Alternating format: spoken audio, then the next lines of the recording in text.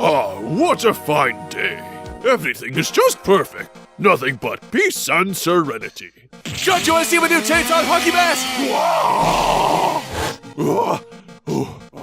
You okay, Judge? You look like you were having one hell of a nightmare.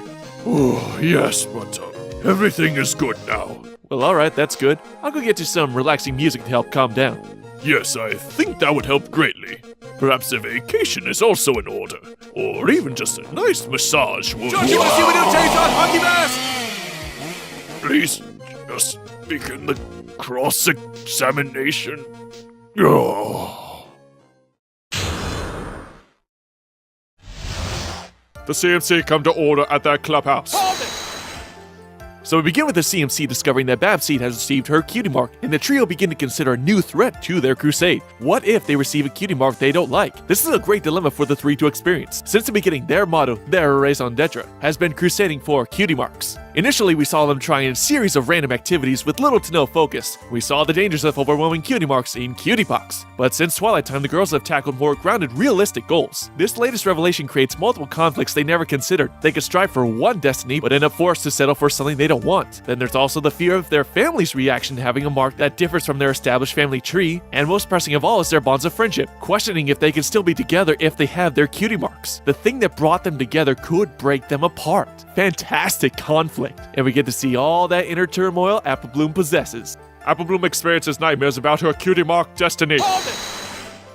That night, Applebloom confesses her fears to Applejack, and I love this scene. A simple but moving scene showing the strength of the Apple sisters' bond. Soothing her troubled mind, giving her sage advice, quelling her fears, and that lullaby. Hush now, little sister, you're loved by all you know. You'll never lose their friendship, no matter where you go. I'm okay. I can do this. Ooh. Okay, moving on.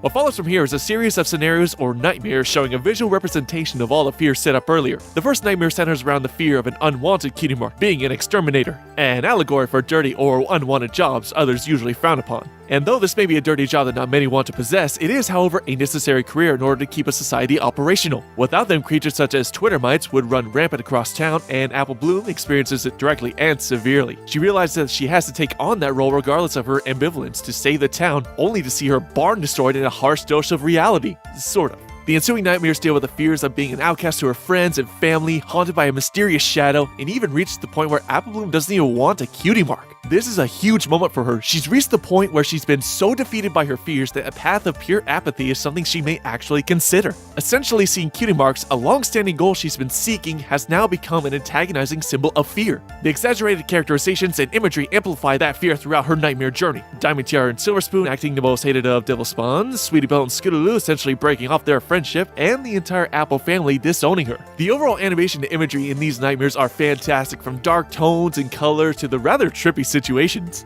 What have you done to our circus? You're no son of mine.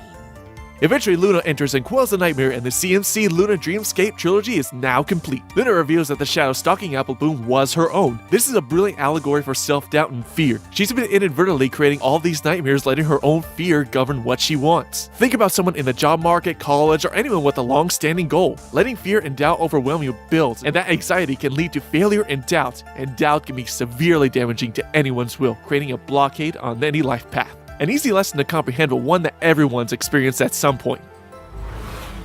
This is a tiny corner of what we call the collective unconscious. Scootaloo can't fly, and becoming a daredevil skateboarder may be her only chance at some elevation or flight. And Sweetie Belle is not only worried about her singing talent, but also letting down her sister, not living up to her. Luna and the CMC come together, and we get a great but simple moral about one's mark being only a small part of who they are, and not a major change to one's overall self. And I love how in the ending they can pass off this knowledge to Babs, giving them a minor but great mentoring role to help their friend in the time of need. Overall, a fantastic episode, great moral, relatable struggles, some cool animation sequences, awesome trippy imagery, and great character development for the CMC. Probably one of the best CMC episodes in the whole series. That's all for today, ladies and gentlemen. MC